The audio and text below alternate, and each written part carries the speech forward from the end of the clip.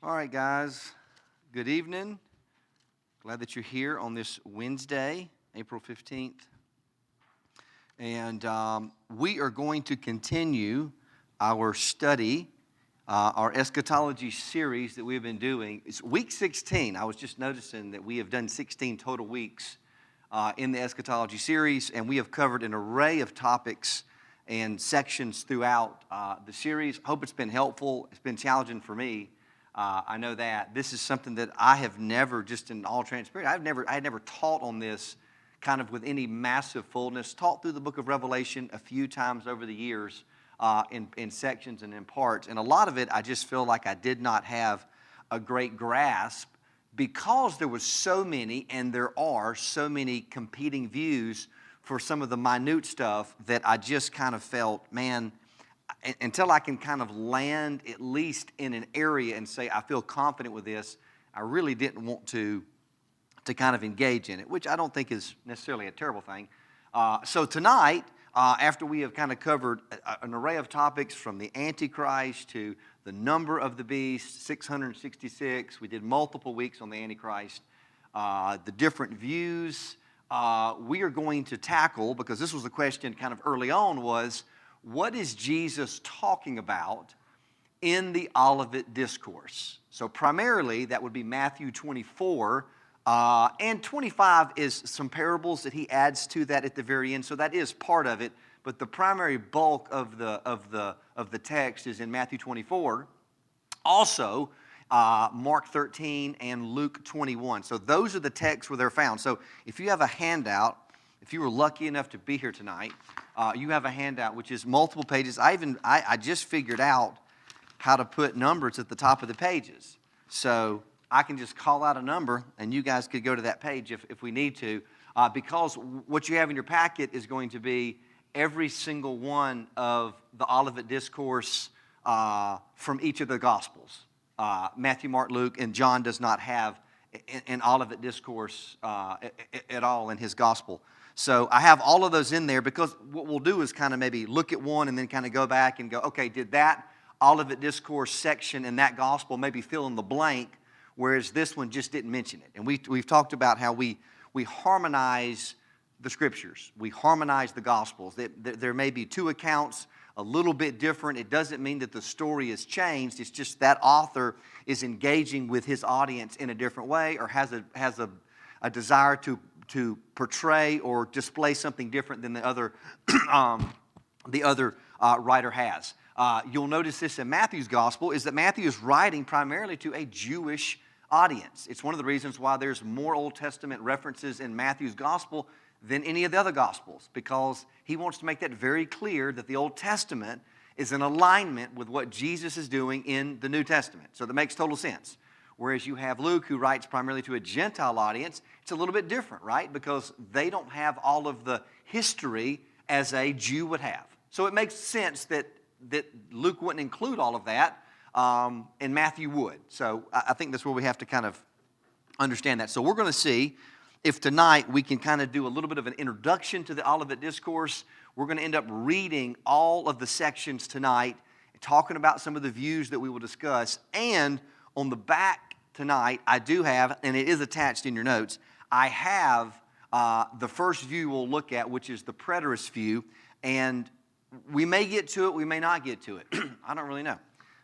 The Lord knows. I don't know. So if we get to it, we'll talk about it. If not, then we will just kind of kick that to next week because I don't want to have to rush all of it in. So I hope you've picked up this pattern, because it was something that's been kind of resonating in all these texts, is that every time you get to a text or somebody says, well, hey, what about this part of that, or what about the Antichrist, or what about the number of the beast, or what about whatever we're talking about, anytime you look that up in any commentary or any study, it always leads with, this is one of the most debated texts in all of Scripture. And I'm like, well, this just seems like a grab bag of debated text in all of Scripture. So every time you go to it, it's like, this is heavily debated in the Christian faith. So I think it's important to also note that regardless of how we understand even the Olivet Discourse in Matthew 24, and I do have a really pretty good solid view that I take on it, and when I get to it, we'll get to it, but I also want to do at least somewhat of a fair job to give kind of all of the arguments for the different views. Because you may run across somebody and they go, well, that doesn't mean that. And then you can say, well, I kind of believe that what he's talking about here is this. And you can kind of, I guess, chat amongst the camp of Christian brothers and sisters. Because if you're not a believer, you probably could care less about any of this. Like eschatology is probably the least of your concerns. But in the Christian camp, we can be brothers and sisters in Christ, and yet you can be kind of on this end of the camp, and somebody else can be on this end of the camp, and somebody else can kind of be like, well, I'm just kind of over here in the middle of the camp. I think you can have that, especially in issues as this, because this is what I would call a charitable issue, or it should be a charitable issue. In our church bylaws, we have this as kind of more of an open-handed issue, a tertiary, third tier, as far as the timeline goes about all of this stuff. You don't have to land on a particular view and say, I believe that fully, and this is how it has to be. So I just want to make that clear, which I think I have over the course of these 16 weeks. So Jesus gives in Matthew's gospel, because we'll kind of primarily be talking about Matthew's gospel, just because it gives us the most information in the Olivet Discourse like bulk. It just gives us the most text. Matthew spends the most time on this, giving details of the conversation, whereas Mark and Luke are kind of more bullet pointed. But that's okay. I think they're all harmonized, and I think they all can kind of flow together as well. But Matthew 24, when people say the Olivet Discourse, most people go, oh, Matthew 24. So the Olivet Discourse is the last of 5 discourses that Jesus gives in Matthew's gospel. So this is coming up on the last week of Jesus' life. We are approaching the cross. We have, well, actually it's before the last week of his life, because this precedes the triumphal entry. So all of this is kind of coming to a head in Jesus' ministry, and he is going to give this Olivet Discourse based on a question that the disciples are asking him. So he answers his question, and then at the very end of Matthew 24, and you'll see this when we get to our text here, at the very end of Matthew 24, he gives this lament over Israel, this kind of weeping, broken charge,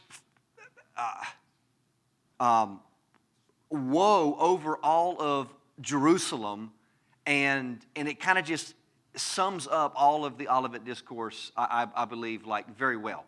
So we will discuss, obviously, Matthew 24, Mark 13, Luke 21, and then we will talk about what we will cover over the next several weeks will be the views. We have, the first view is the preterist view. And that view, if we get to it tonight, we may get to it, but that view believes almost fully that the Olivet Discourse, that the things that Jesus is saying in Matthew 24 and Mark 13 and Luke 21 have already occurred. So it is not future fulfillment that we as Christians in 2026 are looking forward to seeing fulfilled, but yet Jesus is using kind of apocalyptic literature, prophetic wording that is pulled, and we'll see that once we get to it, from Old Testament text in regards to the judgment of Israel, primarily Jerusalem, in AD 70 when the Romans come in and they basically wipe out all of Jerusalem and they level the temple in AD 70. So if you take the preterist view, you would say, if not all of it, pretty much all of it is something that has already occurred. Now, it is future in the sense of when Jesus said it, it was future to them at that moment, but it is past to us. Does that make sense? So it had not happened yet when Jesus said it in real time, but it has already occurred, and it's not something that we should be kind of anticipating necessarily in the fullness of how he says it. And I'll explain a little bit of that later. So then we have the futurist view, which would say that pretty much all of this text, maybe minus just a little bit at the beginning, is all future events that Jesus was giving to the disciples almost to point to thousands of years later. Now, we are 2,000 plus years removed from when Jesus said that. So that meant that it was being said for something in the far future, that Christians, that the church would experience, but that the disciples themselves would not really see or feel the full effects of that. So that's kind of the future fulfillment view. So we have the preterist, which is the past fulfillment. It's already happened. The future fulfillment, the futurist view. And then we have the historicist view, which really says that this entire text is a fulfillment that kind of flows throughout church history. Like it just kind of happens within the church. Whether that be God casting judgment on certain churches or certain groups or bodies of Christ that have ran away from the gospel or preached a false gospel, and that just kind of reoccurs throughout the church age from the time of the first century when he's saying it all the way to the return of Christ. And then you have the idealist view, and I'm not even totally sure where the idealist phrase comes from, but this would be more of a symbolic understanding of what Jesus is saying. That there is this reoccurring pattern of judgment, persecution, and then deliverance. And that kind of cycles throughout history and will continue to cycle throughout history until the Lord returns at the last trumpet. So that's kind of the thoughts of Matthew 20, of Matthew 24, Mark 13, Luke 21. Now you may just say, Will, what in the world? Why is this so hotly talked about? And I think it is because depending on what view you land on, whether it's a historic premill or a dispensational premill view, and we've talked about all those, depending on where you land, this text kind of fits each person's view. It's like Jesus discussed this, and he said this, and I believe he means this, so therefore my view is right. So it really kind of aids. So all the views would use this text to go, well, see, that's right. Well, see, I'm right. You're just reading it wrong. So that's where all of this kind of comes about. And over the years of church history, and I even looked at early church fathers, what they said about this. And to be honest, they're a little torn slightly about where they would land or what they thought all of that fully meant. So, but I think I have the right view, and I will let you guys know what that is, what that is later. So Matthew 24. Which is the lengthiest text for the dialogue here of the Olivet Discourse, is preceded by Matthew 23, obviously. But in Matthew 23, and if you want to flip there, you can, and you'll probably have that. You don't have to literally flip there in your Bible. I have all the text right there for you. But in Matthew 23, 1 through 12, we have Jesus is going to give, in that Matthew 23 section, he gives the 7 woes to the scribes and the Pharisees. So he is going to give them these warnings. And if you read through these warnings, I'm going to flip to it in my Bible right quick. We'll go Matthew chapter 23. I was not giving you these texts to make you lazy at all from flipping to the scripture. I just thought it was probably helpful so that if we go back and forth, you just kind of have what I'm looking at right there. But he gives all of these woes to the scribes and the Pharisees. And notice that Jesus is constantly in tension with the Pharisees. Constantly, this is a constant pattern that he's in contention. They literally are preaching stuff that they're not practicing.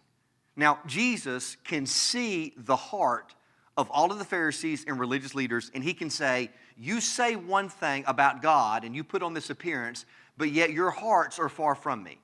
You lord over all these extra rules that you've added to the law when you yourselves can't even keep the law that was given. You lord this over people, and you use that as this condemnation, whooping stick. And so he gives these woes to the Pharisee.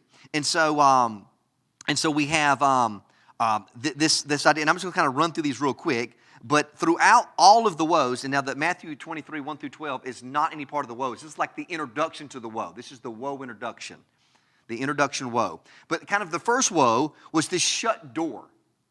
You've shut the doors on these people. The second woe, you've entrapped these converts. You have literally made them almost kind of they have made even the converts that are pursuing Yahweh almost legalistic. You have tried to kind of create these clones, but yet you want enough distance to where you are separated and elevated above them. They can't really touch you. And then he just goes on and on and on all the way down. So, Matthew 23, 1 through 12, this is how he starts off this conversation at the temple in Jerusalem. And he says this, "Then Jesus said to the crowds and to his disciples, 'The scribes and the Pharisees sit on Moses' seat. So do and observe whatever they tell you, but not the works they do.'" This is such a great line in verse 3. "For they preach, but do not practice." Right? And very clearly you can see that. Now, maybe they've confused some of the people, right? But you're not confusing Jesus. Like, you may pull a fast one on everybody. You're not going to pull a fast one on the Lord. And so they tie up heavy burdens, hard to bear, and lay them on people's shoulders. Now, all of this is metaphorical language, right, he's using. It's all symbolic. They tie up these burdens, place it on shoulders, but they themselves are not willing to move them with their own fingers. They do all their deeds to be seen by others, for they make their phylacteries. I was struggling saying that word earlier when I was reading. "For they make their phylacteries broad and their fringes long, and they love the place of honor at feast and best seats in the synagogues, and greetings in the marketplace, and being called rabbi by others." I mean, this literally probably if you just looked at this thing, this really puts on blast. Even today, you could even look at it and go, there are certain preachers, there are certain men in positions of authority that literally love this. All the clout, all the swag, all the followers, all the stuff, all the appearance, everything, how they dress, what they look like. They throw burdens on their people, but they're not going to carry anything but the rewards of the burdens of the people. "But you are not to be called rabbi, for you have one teacher, and you are all brothers. And call no man your father on earth, for you have one Father who is in heaven. Neither be called instructors, for you have one instructor, the Christ. The greatest among you shall be your servant. Whoever exalts himself will be humbled, and whoever humbles himself will be exalted." So literally, Jesus just flips all of this on its head, goes through and just lays out all of these woes, and then we're going to get to in Matthew 23. So the lament of Jerusalem, I mentioned was in Matthew 24. It happens before 24 at the last of verse 23. So, or in the last section of 23. So let's read this. This is the closing woe to the scribes and Pharisees, and then there's the lament. But I wanted you to hear what he says to these people and the scribes and the Pharisees before we get to the Olivet Discourse, because I think it's important. Sometimes you just pull the Olivet Discourse out and go, man, that's pretty intense, that's pretty crazy, but it's important to know what's happening prior so that we can read it in its full context. Verse 29 says this of Matthew 23. It says, "Woe to you, scribes and Pharisees, hypocrites, for you build the tombs of the prophets and decorate the monuments of the righteous, saying, if we had lived in the days of our fathers, we would not have taken part with them in the shedding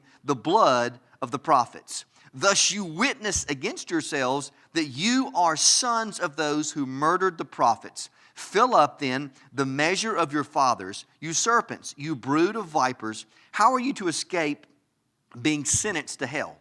Therefore I send you prophets and wise men and scribes, some of whom you will kill and crucify, and some you will flog in your synagogues and persecute from town to town, so that on you may come all the righteous bloodshed on earth, from the blood of righteous Abel to the blood of Zechariah, the son of Barachi, whom you murdered between the sanctuary and the altars. Truly I say to you, all these things will come upon this generation."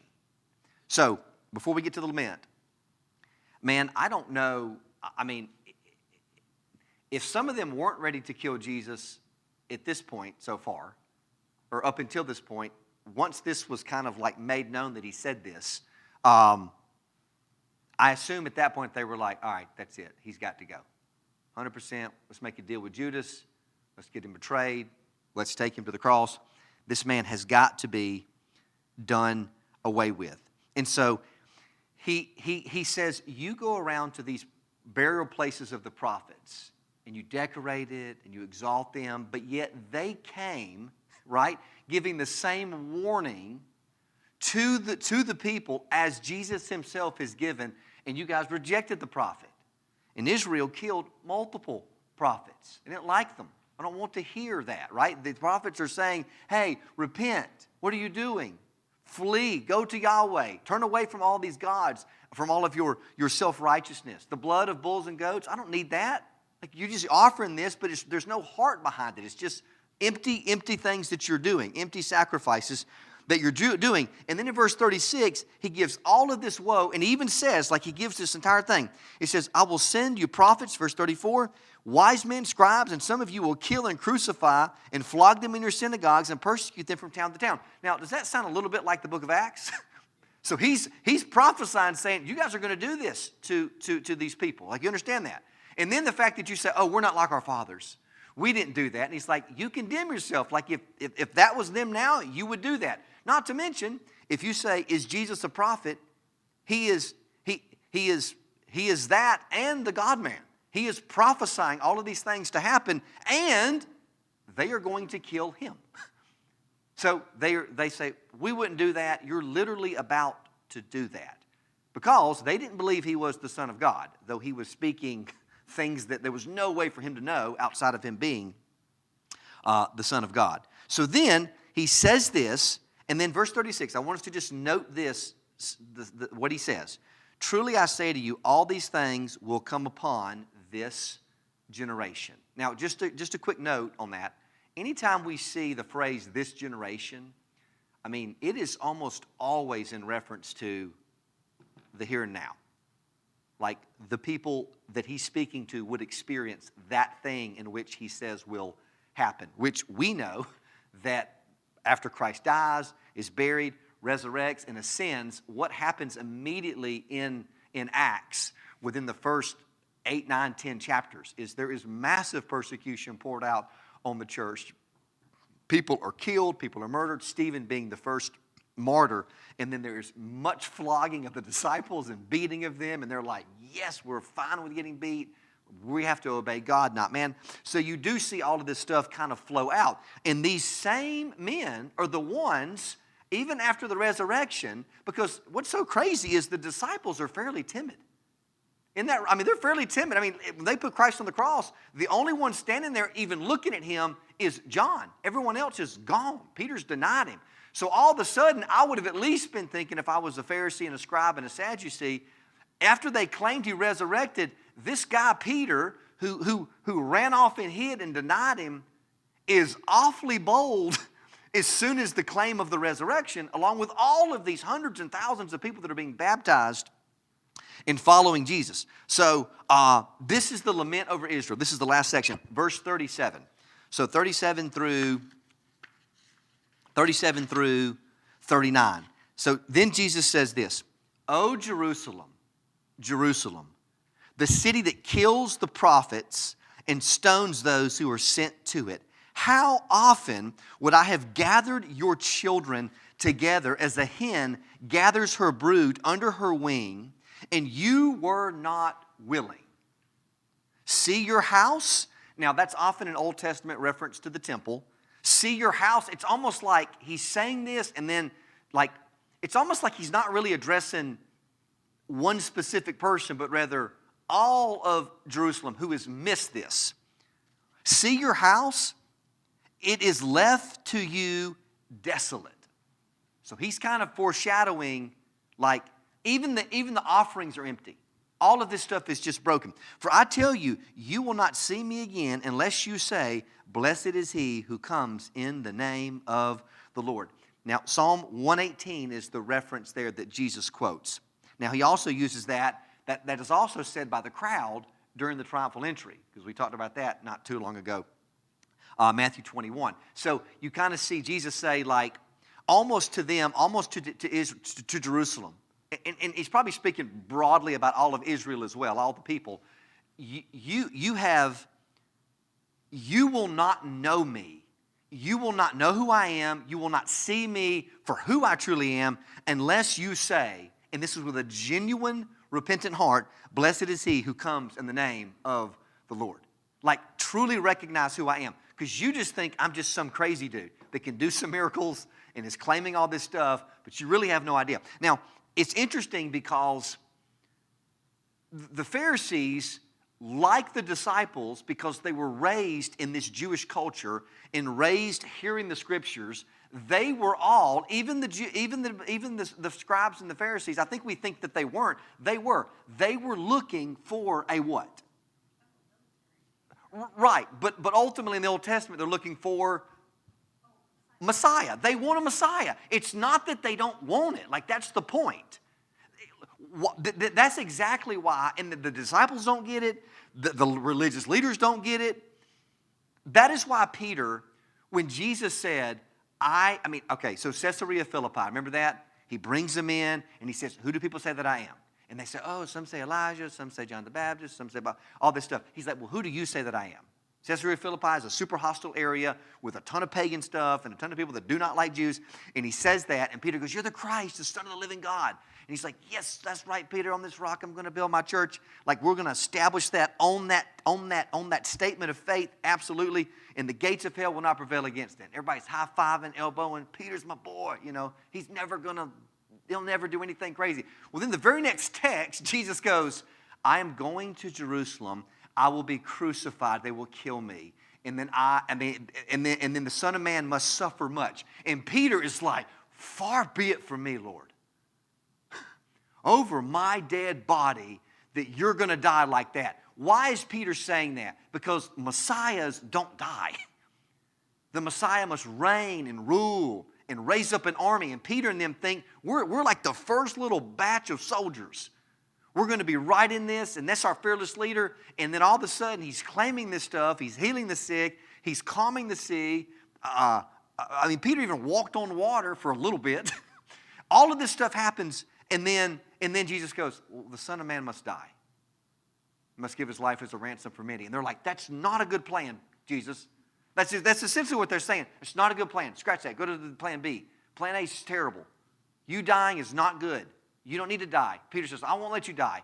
And then Jesus says to him, remember this? Get behind me, Satan.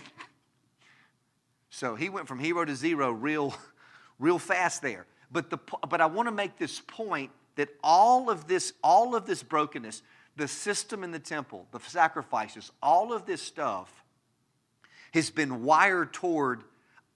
It's why Jesus comes into the temple with a whip and he runs people out going, you have made my Father's house a den of thieves. Jesus is flipping over tables, driving people out. It never said that he hit anybody. He's driving people out going, turning over the money changers. He goes, all of this, which was meant to point to Messiah and ultimate Redeemer, which you have in the Scriptures, you could not see it. And so you have used this place as this fast way to make money off of the burdens of the people. Oh, Jerusalem, Jerusalem, the city that kills the prophets, verse 37 of Matthew 23, and stones those who are sent to it. And he's like, so often I would have gathered you, which means, and he's talking about like previously, like to all the generations, which means that Jesus has been from the very beginning. I would have gathered you as hens under the brood of her wing, and you were not willing. You wanted to do what you wanted to do. Which is why, and I'm going to say this, and most people, I think, when they hear this, they go, what? Jesus is the true and better Israel than Israel. All of creation falls. God chooses a certain people that will be his people that he makes a covenant with, and those people are given instructions, and you have been with us through the book of Genesis. They are absolutely terrible at listening and doing anything they're supposed to do. So you see all of this chaos all the way up to right now. They cannot do the simple things in which God has given them to do. They cannot keep the law. They cannot do the sacrifices right. Everything is abused. They have laws they can't keep, so we just add more laws to that they can't even keep those laws that they keep. And so all of this is chaotic, and that is why Jesus goes, you are accountable. Those in leadership, those priests, those Pharisees, those scribes, you are accountable because you have literally twisted the system. So if the leadership twists the system, what happens to everything else? You guys have seen this in any type of bit. Everything else just kind of unfolds. If the leadership is not on point, everything else kind of crumbles. They just kind of follow suit, right? That's just how it goes when people are in leadership. And so Jesus is the perfect, better Israel because he is able to keep all of the law of God to the T and not miss it by one single dot. He fulfills all of that. So truly, everyone who is in Christ is really what? The true Israel, because Jesus is the better Israel. He's the perfect Israel. We can come under that. He completed the law where we could not. So all of this frustration is building as he gives these woes to the Pharisees. And he knows what's coming.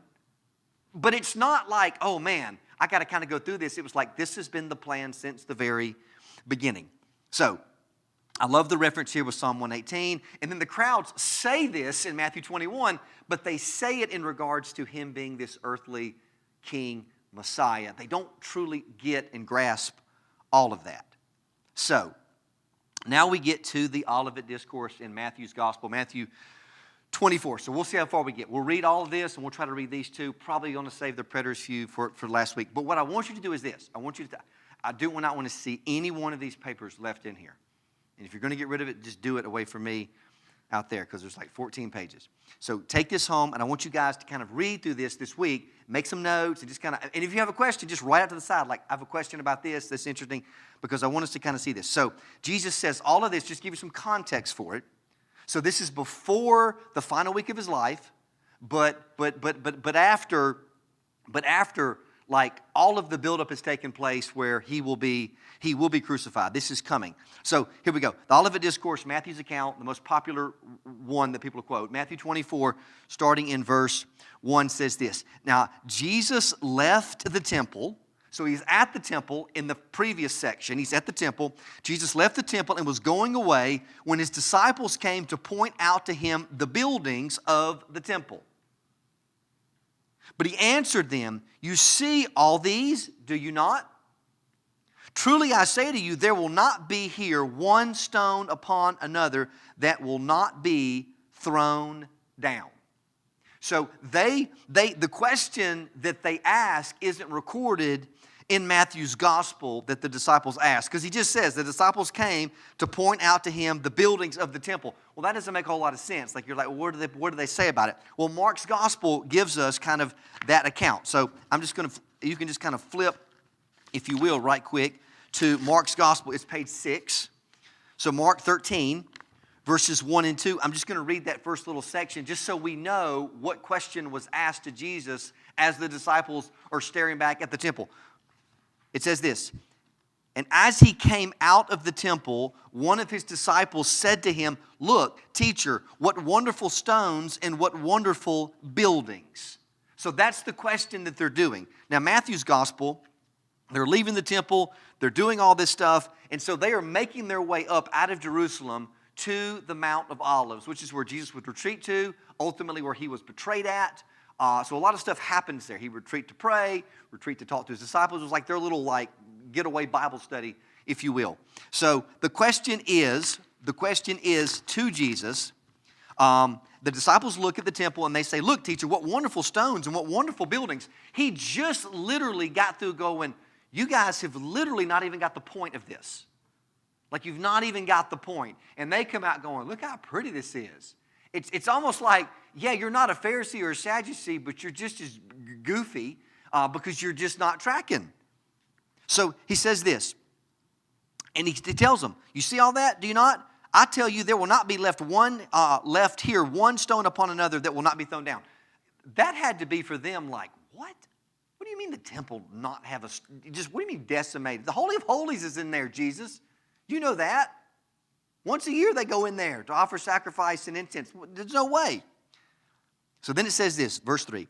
"As he sat down on the Mount of Olives, the disciples came to him privately, saying, 'Tell us, when will these things be, and what will be the sign of your coming and of the end of the age?'" Now, I just want to note that they asked, really kind of two questions are asked here.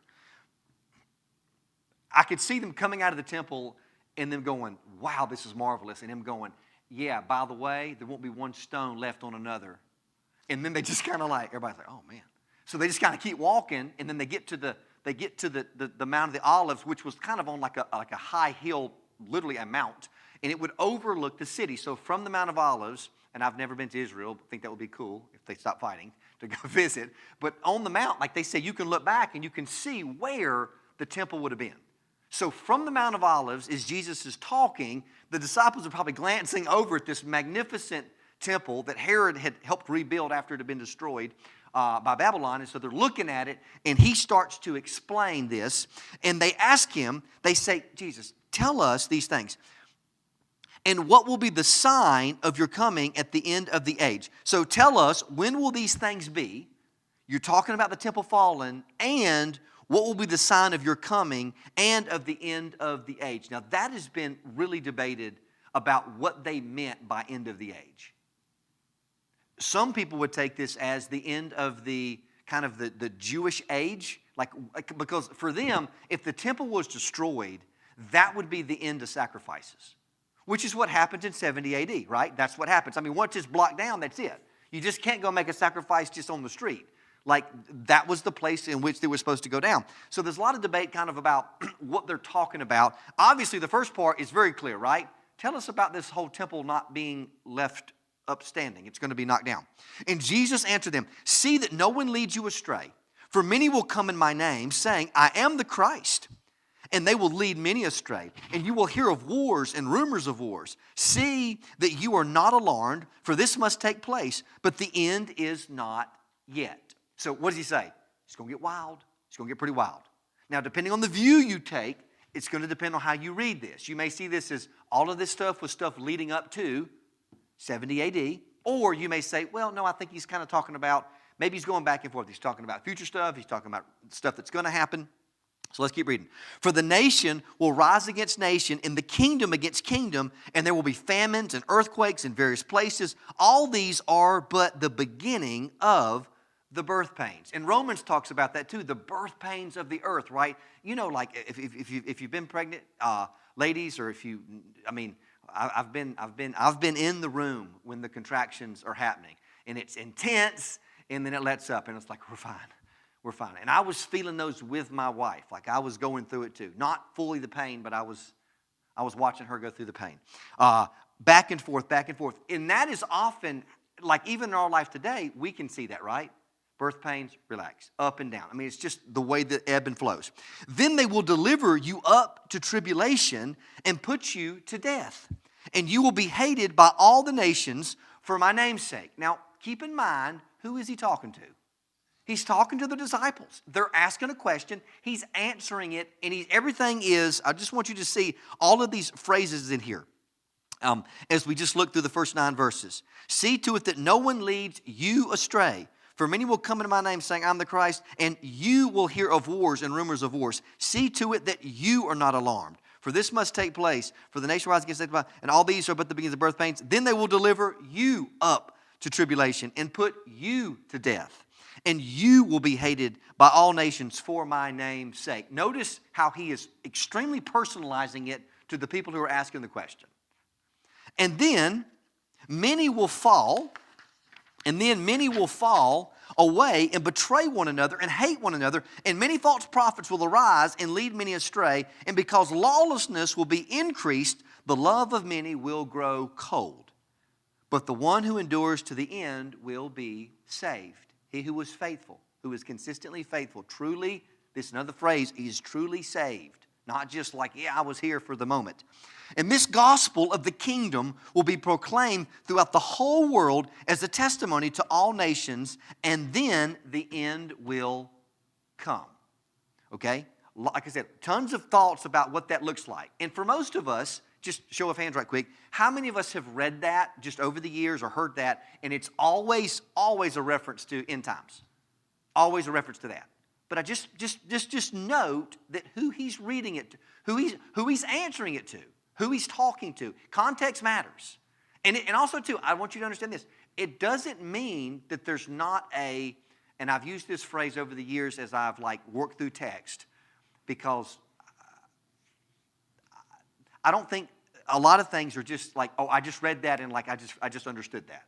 Some of that is you want to read the Bible as a whole and go, what is the message of that? There is what we would call recapitulation, where there can be multiple things that will happen now, and then it can continue to happen too. When we say be patient in tribulation, or count it all joys when you face trials and tribulations, when I say that, I mean whatever happens tomorrow as well as what happens in 4 years, right? I'm saying that continually. So then he says this, so when you see, I want you to see this, because I've never really read this like this until the last 6 months as I've tried to study this more. So when you see the abomination of desolation spoken of by the prophet Daniel, standing in the holy place, let the reader understand. Then let those who are in Judea flee to the mountains. So a region right outside. So he's talking about local proximity. Let them flee to the mountains.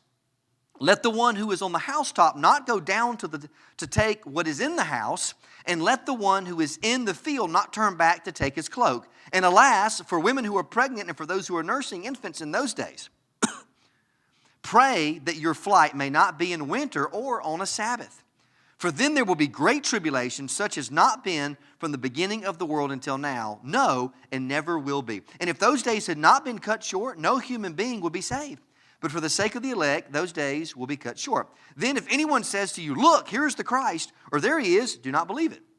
For false Christs and false prophets will arise, perform great signs and wonders, so as to lead astray, if possible, even the elect. See, I have told you beforehand, so if they say to you, look, he is in the wilderness, do not go out. If they say, look, he is in the inner rooms, do not believe it. For as the lightning comes from the east and shines as far as the west, so will be the coming of the Son of Man. Wherever the corpse is, there the vultures will gather. Verse 29, immediately after the tribulation of those days, the sun will be darkened and the moon will not give its light. The stars will fall from heaven, and the powers of the heavens will be shaken. Then appear in heaven the sign of the Son of Man, and then all the tribes of the earth will mourn, and they will see the Son of Man coming on the clouds of heaven with power and great glory, and he will send out his angels with a loud trumpet call, and they will gather his elect from the four winds, from one end of heaven to another.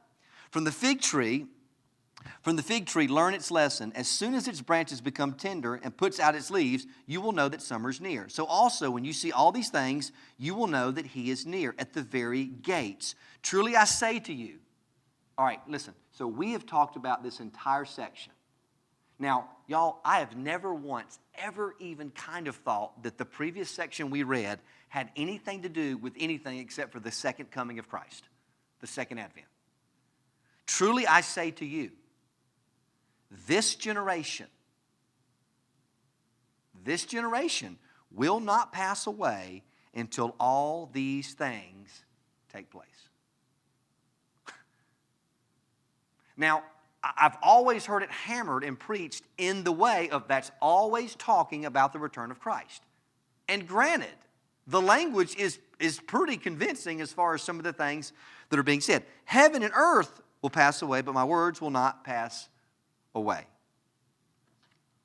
So, but, verse 36, but concerning that day and hour, no one knows, not even the angels of heaven nor the Son, but the Father only. For as we were the days of Noah, so will be the coming of the Son of Man. For as in those days before the flood were eating and drinking, marrying and giving in marriage until the day Noah entered the ark, and they were unaware until the flood came and swept them all away, so will be the coming of the Son of Man. Then two will be in the field, one will be taken, one will be left.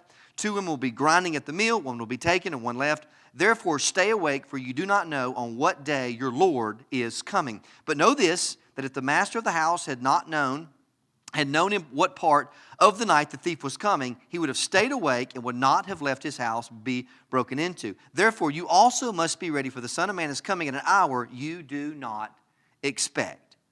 Who then is faithful and wise servant from his master, has set over his household to give him their food at the proper time? Blessed is that servant whom his master will find so doing when he comes.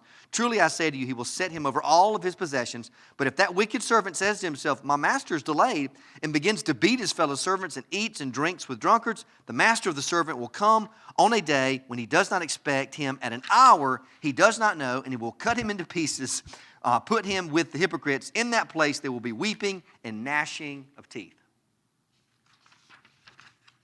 So, all right. So Matthew 24. We're not going to go really any further. We will finish reading the last few next week and then get into this too. But I just want to make note of that too. Just want you to be thinking about that too. Do some study, read the scriptures, y'all. It does seem that these two sections 1 through 35, and then 36 through 51 are kind of what? He's answering them separately. Now, I will give you, kind of at the very end of all this, kind of my understanding and take of all of that harmonized. But I just want us to note that it's important that when we read, like, we're not reading so that we can make a point or have an agreement with the person who maybe explained this the first time. Because I've almost always heard, until recently, because I don't even know if I really ever looked up stuff that was taught on this, till recently really understood and grasped, oh my gosh, maybe what Jesus is referencing in the first part is the destruction of the temple in AD 70, and maybe some of the language he uses is, as we'll see next week, some Old Testament language that was used with the fall of Babylon, with the fall of Egypt and Pharaoh, and that language was all used in Isaiah and Ezekiel to portray the falling and the crushing of this either place or superpower. So maybe that's it.